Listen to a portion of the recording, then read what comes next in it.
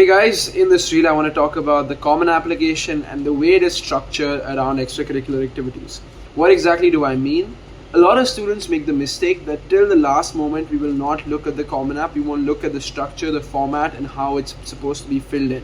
I too made that mistake, and that's why I would always recommend to students that before the deadline comes too close, please look at the common app, please start filling in the basic details and understand how it is structured, how you're supposed to fill in your information.